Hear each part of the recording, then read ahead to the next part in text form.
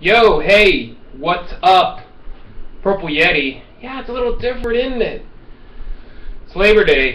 That's right, it's the day which we remember not working by not working. Or working by not working. Who knows? Anyway, I'm not actually working, but I'm working for you today.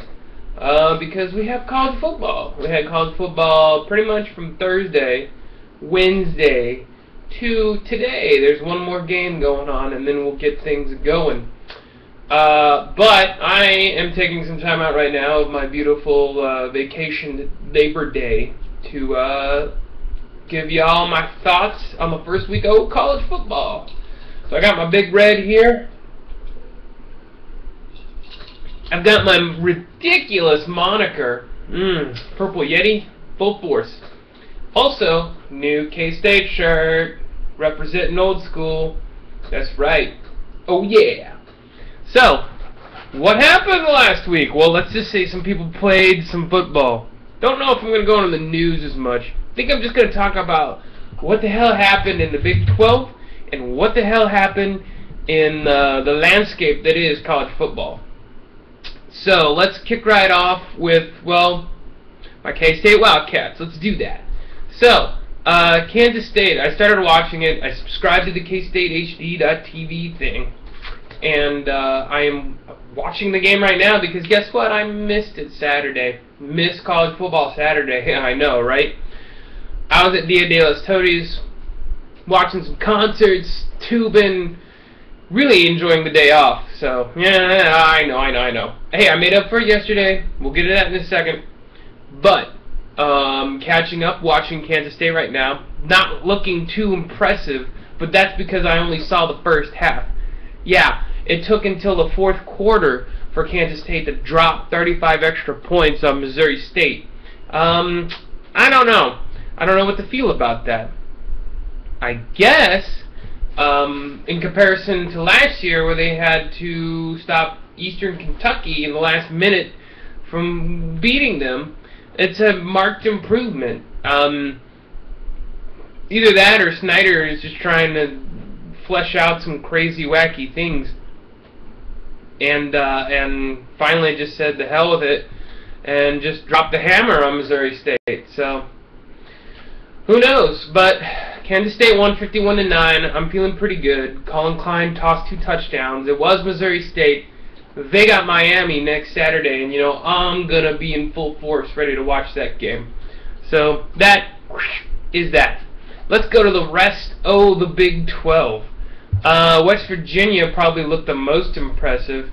I guess Marshall is kind of a rival to him, but, I mean, please. Child, please. They whipped up on Marshall, 69-34. Didn't watch it. Geno Smith is a hoss. That's all I got from that. The Doubters are probably eating some crow. Not like I'm drinking some Big Red. 0, by the way. Because they beat Tulsa 38-23. They were actually like a 1.5 point dog to Tulsa, and you know nobody likes the no respect cred as much as K-State does as Iowa State. Farmergeddon brothers in hand. So they won. Good. So the biggest factor, unsurprising whatever that happened over the weekend was Oklahoma State whipping up on Savannah State 84-0. Good job, guys. All right, moving on. Kansas.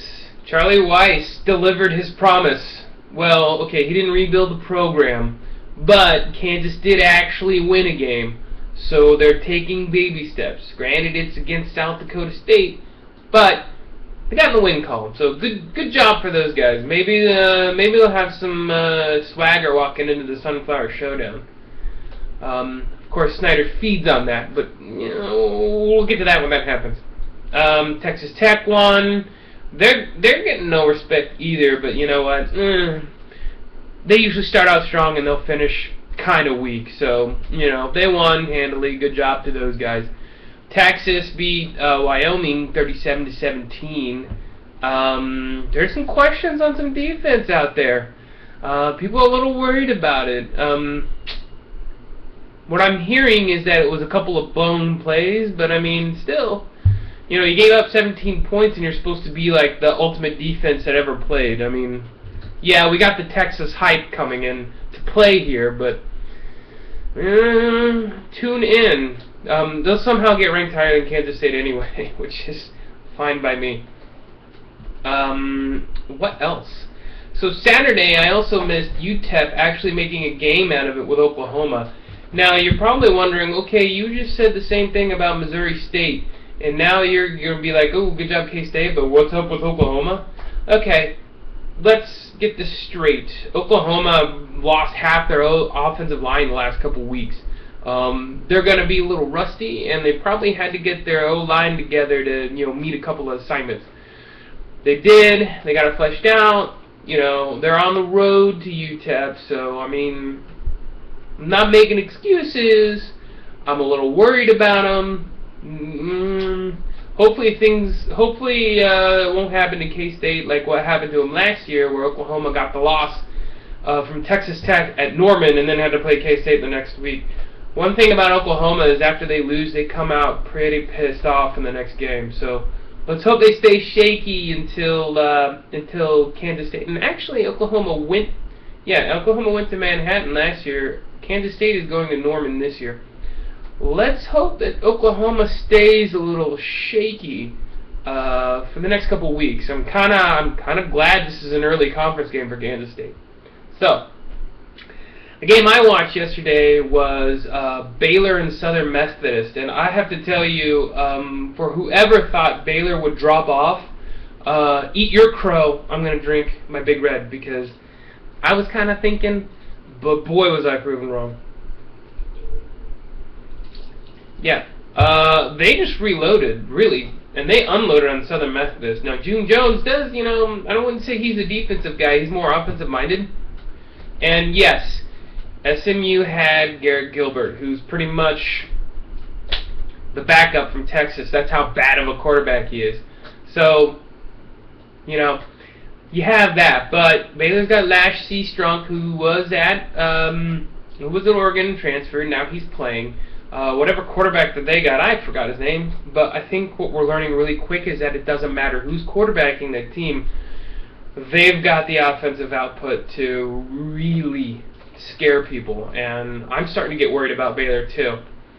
Up and down, now TCU didn't play, so I don't know about them, but up and down the conference, Big 12 looks pretty tough, like really tough. As a matter of fact, they ended up undefeated this week.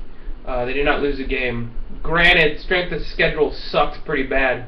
That'll even out a little bit next week when Miami goes to Manhattan and takes on K-State and some other games. So I get the counterpoint to that. But still, they won their games, so you can't really complain about that.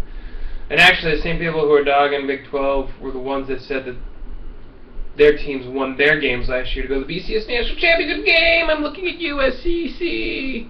So there is that. So, what else happened nationally? I don't know if there's anything really worth... Well, let's go down the top 25, see if there's anything interesting. Who knows? The big game of the weekend, apparently... Ooh, I still have dip flux. Oh, hey, by the way, new feature, football feedings. That's right. Since I'm not going to a bar, I want to recreate bar food, and I'm doing that every week. New recipe, kind of homely, but you know what? If you're hosting college football, you want to have some good greasy, fat food ready to rock. And I kicked it off this week with my take on a delicious little queso cheese dip with some pico de gallo, some guac, some jalapeno bacon. Check it out. It's up right now. It's football feedings, and wash it down with 80 Acre Hoppy Ale, Hoppy Wheat from Boulevard. It's a good combination. Check it out. Look for more food coming in the weeks ahead. So, now that I cleared that out of my stomach and belched it all away, let's talk top 25. I think the biggest game of the weekend was Alabama and Michigan, but it ended up being a dud. Oh, poor Michigan. They're having some hard times. Can't say I feel too sorry for them, but, it is what it is. Big Ten is terrible, period. I mean, Wisconsin almost lost. You know, they're just bad. I wouldn't expect them to be in the national championship contention race or whatever. I mean, really, seriously. So kudos to Alabama. I mean, I guess you guys have already been anointed. So, what else? Any other exciting games? I don't really see anything. Just a bunch of blowouts. There wasn't that many upsets. I guess Pitt got upset by Youngstown State. That's fine. Everyone else pretty much took care of business. I did say Wisconsin almost lost, but it was Northern Iowa. They're pretty tough. People don't know about that. Now you do. Florida had a tough time against Bowling Green. Whole bunch of stuff. Yeah. So that's about it. So what was the repercussions of the weekend? Well, typically, since this is Labor Day weekend, I'd have an opportunity. Well, since this is Labor Day weekend, I have not had the opportunity to see where the chips fell from the weekend's play. What you'll see here coming up next week, and starting next week, is my rundown of the top 25, who went up, who went down, make fun of the sports media because they are jokes. So look for that coming up. Don't have it now because everybody's taking a break. Getting ready to watch Georgia Tech and Virginia Tech later on today. So that's that. You know, if you do want to follow me in some news, something a little bit more newsworthy, you know, rounding up the week's events of news, follow me on Twitter at KCCGD. That's where you get most of my news. I'm just looking at it right now, and it's not as exciting as actual football. So that's about it for me today. Hey, if you got any comments, drop them right down in here. Let me know what you think. I'm gonna wear my K-State homerism for the rest of the year now. Big 12 homerism next, and then just college football in general. Definitely be hating on a lot of other teams, so if you got a problem with that, tough, deal with it, comment, do whatever. Subscribe, shake your fist at me, eat your crow, and hey guys, until next time, college football season, it has arrived, and we have played. Cheers to all, and I'm going to get back to watching the game. Hey, if you got games to watch, rewatch, do whatever.